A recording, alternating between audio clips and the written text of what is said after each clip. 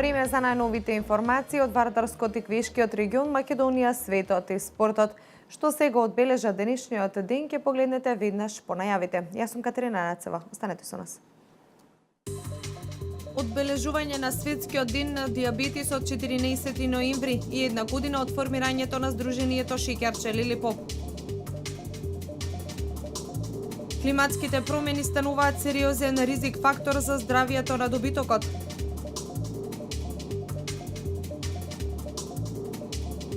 Представници на мировниот корпус остварија средба со градоначалникот на Кавадарци Митко Јанчев.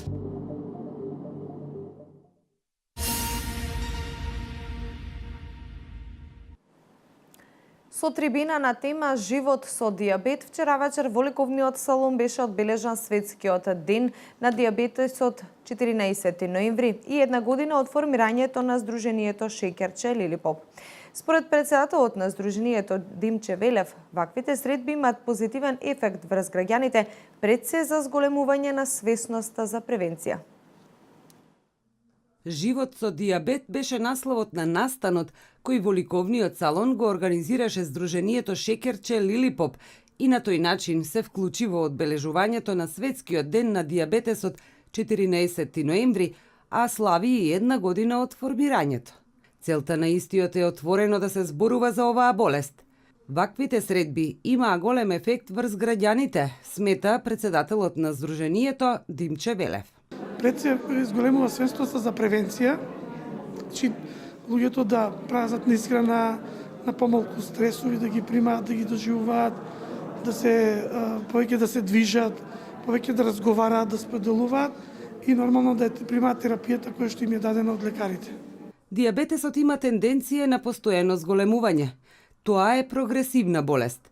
Според податоците на Светската здравствена организација, во Македонија 12% се заболени од оваа болест. Велев информира дека во месец април годинава во Велес имало евидентирано 6000 лица со диагностициран диабет, а сега оваа бројка е поголема. И за жал најмногу ке младата популација, која што не се пази при исхрана, недоволно спортува, стресовите во животот, нередовното спиење, дополнителните напори си го прават своето. Во едногодишното постоење на Сдруженијето се одржани 7 средби посветени на исхраната, мерење на шекерот, гестацијски диабет, едукација за пуштање на инсулин. Диабетесот е хронично заболување кое се карактеризира со зголемени вредности на шекер во крвта. Диабетесот лесно се диагностицира, а со правилна едукација може да се превенира и контролира.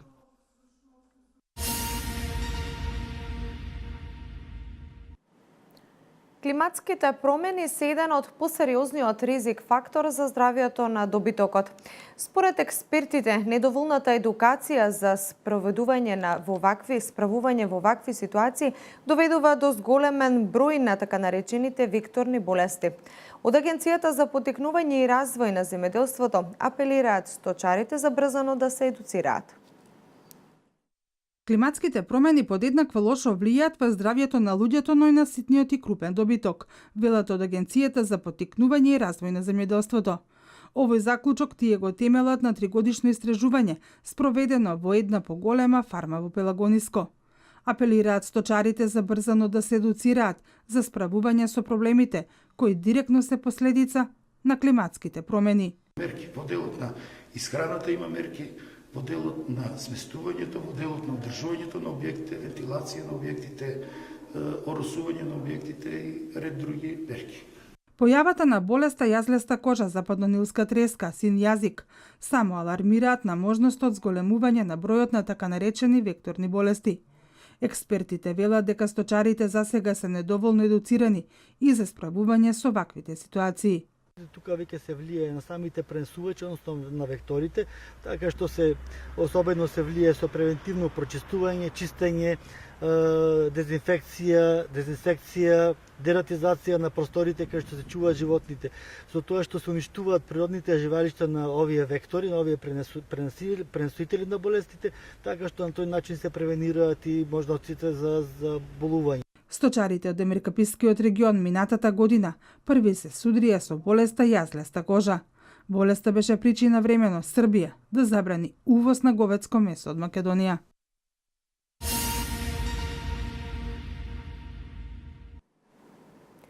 Со помош на Светската организација за храна ќе се врши поделбата на регионите која ќе представува информативен систем на земјава за структурата на почвата и климатските услови, културите, сортите и за агротехничките мерки.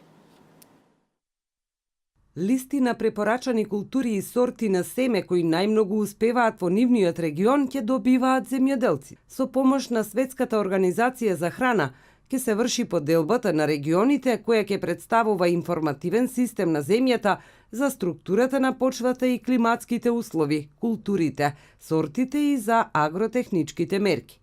Ова ќе се применува од причина што земјоделците и инвеститорите често немаат информации и податоци за тоа кои култури, сорти и семиња најдобро успеваат во одделни производствени реони за поголеми приноси и подобрување на квалитетот на производот. Се очекува ваквите информации да ги намалат погрешните инвестиции и ќе се користат за приспособување на земјоделското производство во однос на климатските промени. Листата со препорачани култури и сорти ќе биде поддржана со мерките за финансиска поддршка од државата.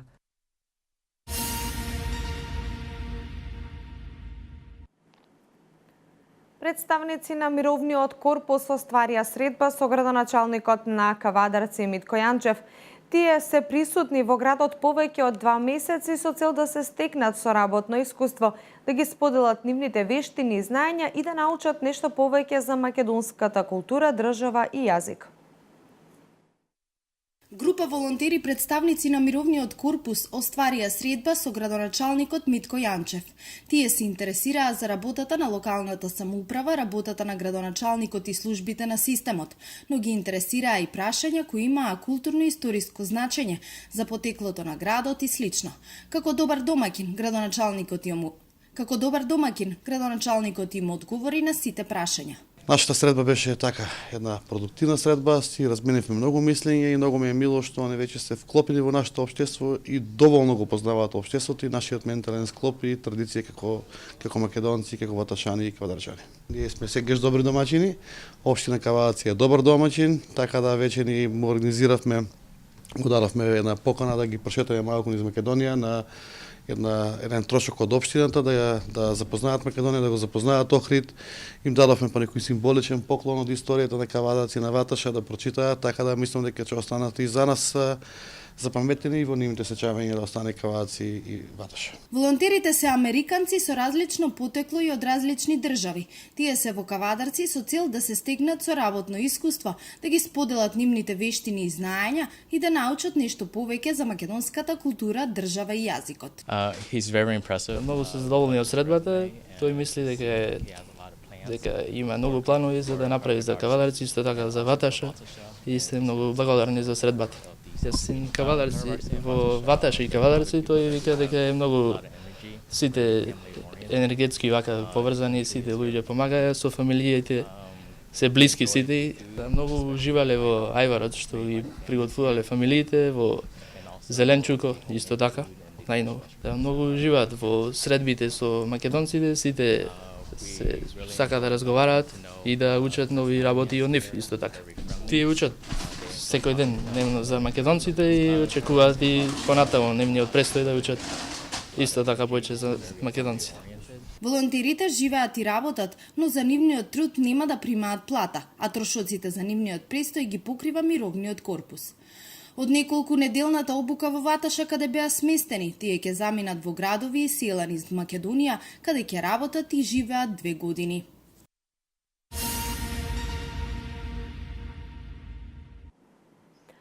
7 професори од Средното стручно општинско училиште Коле Неделковски заминаа на обука во Барселона, Шпанија, во рамки на проектот Еразмус Плюс. Таму ќе престојуваат 7 дена. Минатата година ученици од ово училиште беа на обука во Турција и Шпанија, а оваа година проектот е проширен со обука на професори. Не би сакал во овој момент да зборувам за сите наназад, меѓутоа од минатата учебна година уште најавувавме дека ќе имаме нов проект Erasmus Plus, значи минатата година имавме ученици кои што беа во Турција и во Шпанија. Еве сега и оваа година, како што најавувавме и успеавме, да повторно имаме ученици кои што ќе патуваат, меѓутоа за разлика од минатата година е проширено со обука на професори. Значи ќе имаме 4 фази всушност во кои што ќе бидат вклучени 2 групи на професори, обука на професори, а 2 групи ученици со професори.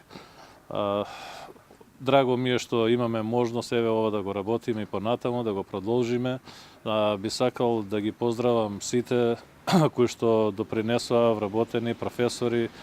Сакам да ги поздравам и да се благодарам на представниците од Националната агенција со кои што со чија што соработка нели го добивме овој проект. Се разбира дека тука не би можеле ништо да постигнеме доколку немаме интерна соработка и со општината. Целта на обуката ќе биде меѓународна обука за развој на капацитетите, мобилност и модули во делот на образованието и работата на директорите.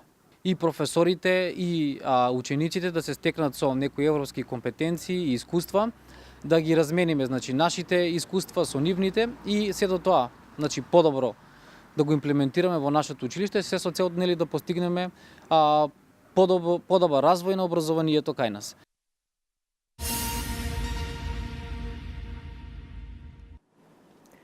Окинава карате клубот Велес го прослави својот 10-ти јубилеј. Како единствени во Македонија кои ја изучуваат оваа вештина, велат дека поентата и суштината на овој стил не е да се развиваат само над преварувачкиот дел медал или некој црн појас, туку како животен процес. Постојано да бидеме здрави, позитивни, а тоа го прифаќаат различни генерации, деца, студенти, возрастни, дури и пензионери. Окинава карате клуб од Велес го прослави својот 10-ти јубилеј. Како единствени во Македонија кои го изучуваат уечи рју стилот, досега имаат постигнато бројни успеси во оваа вештина. Иако не е од надпреварувачки карактер, сепак Борче Видовски вели дека е задоволен од интересот и резултатите кои ги постигнуваат како клуб. Успесите овде не се од надпреварувачки карактер, овде имаме малку поинакви успеси, значи ги привлекуваме со поинаква цел луѓето од улица, значи да се вратат на старото.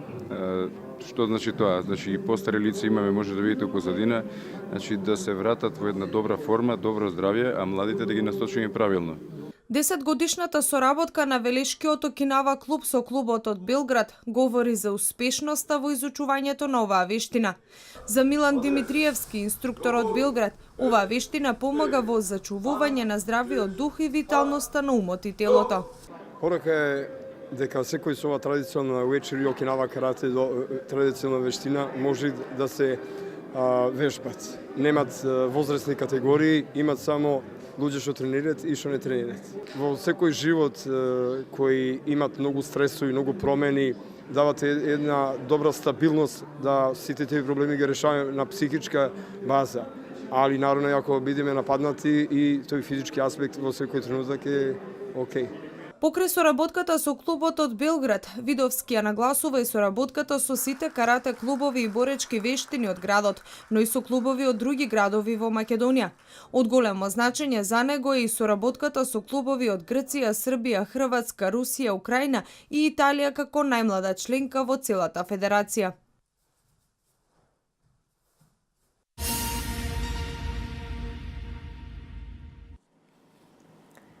Во сите скопски општини во текот на изминатото денонуќе жителите дишале загаден воздух. Мерните станици на Министерството за животна средина и просторно планирање на сите мерни станици регистрирале повисоки концентрации на PM10 частичките, а највисоката е забележана во Лисиче. Воздухот бил загаден и во другите градови, меѓу кои Велес, Битола, Кичево, Тетово, Кочани и Куманово. Централната и локалната власт најавуваат низа мерки за намалување на загадувањето. Продолжуваме со вести од Македонија. ВМРО ДПМНЕ предупредува дека земјава досега го има најголемиот буџет во историјата на државата. Според нив, СДС во 2018 година планира да ја задолжи Република Македонија за нови 854 милиони евра, 566 милиони евра на странскиот пазар и 288 милиони евра на домашниот. Огромен буџет, огромно задолжување, а незначителни инвестиции, граѓаните и нивните потреби на последно место. Намалени се средствата за исплата на земјоделски субвенции, кои се помали за 24 милиони евра од првично најавените. Имаме селективно покачување на платите наместо генерално, а укинато е и покачувањето на пензиите. Тоа е политиката на СДС, кратење на средства наменети за потребите на граѓаните, се вели во соопштението на ВМРО ДПМНЕ. Додека оризарите, лозарите и раноградинарите молат за повисоки откупни цени и помош од државата, за да можат да обстанат и продолжат да произведуваат, СДС се задолжува за стотици милиони евра, без дел од тие пари да ги предвиди за зголемување на субвенциите. Напротив, наместо зголемување, земјоделците имаат намалување, обвинуваат од ВМРО ДПМНЕ. Според оваа партија, граѓаните не се приоритет на оваа влада.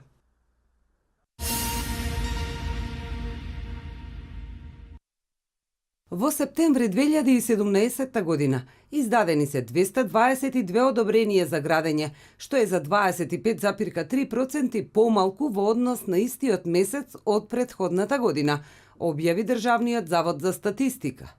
Според издадените одобренија за градење, предвидената вредност на објектите изнесува 3 милиарди 575 789 денари, што е за 29,7% помалку во однос на истиот месец од претходната година. Од вкупниот број издадени одобренија за градење, 63,5% е наменето за објекти од високоградба, 8,1% за објекти од нискоградба и 28,4% за објекти за реконструкција. Од вкупно 222 објекти, на 162 како инвеститори се јавуваат физички лица, а на 60 објекти инвеститори се деловни субјекти. Според статистика, во извештајниот период е предвидена изградба на 665 станови со вкупна корисна површина од 55.192 метри квадратни.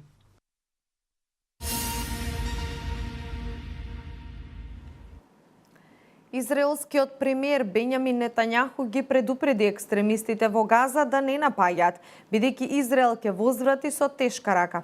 Неговото предупредување уследи откако така наречената група Исламски џихад соопшти дека ќе се одмазди поради уништувањето на еден од нивните тунели за напад. Нетањаху додаде дека Хамас е одговорен за нападите од Газа врз Израел. Исламски џихад се закани со одмазда откако минатиот месец беше уништен тунелот Газа до Израел, при што загинаа 12 екстремисти. Вести од светот. Сириските опозициони активисти тврдат дека борците на Исламска држава ја вратиле контролата над градот Букамал во близина на границата со Ирак. Минатата недела сириската влада објави дека на почетокот на неделата го зазела овој град. Сепак, Рами Абдурахман од Сириската обсерваторија за човекови права со седиште во Лондон и Омар Абу Лаила, опозициониот активист, соопштиле дека борците на Исламска држава повторно ја вратиле целосната контрола над Букамал. Овој град е поголемо упориште на Исламска држава во Сирија, кој во четвртокот го зазедоа владините и нивните сојузнички сили. Екстремистите на Исламска држава се повлекле од тој град, но потоа покренале контраофанзива, пренесува АП. Напоменуваат дека сириската влада по овој повод не се огласила.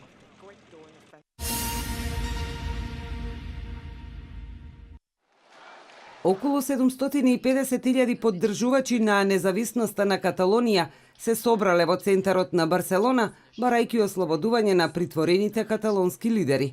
8 поранешни членови на распуштената каталонска влада и 2 активисти се наоѓаат во притвор, додека трае истрагата за нивната наводна улога во промовирањето на нелегалното прогласување на независноста минатиот месец, носејќи жолти ленти на реверите за да ја искажат поддршката.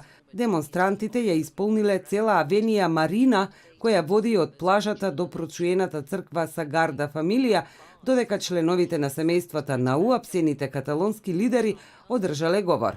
Маршот го организирале 2 сепаратистички групи под слоганот «Слобода за политичките затвореници». Полицијата соопштила дека се собрале околу 750.000 луѓе, од кои многумина дошле од сите делови на Каталонија.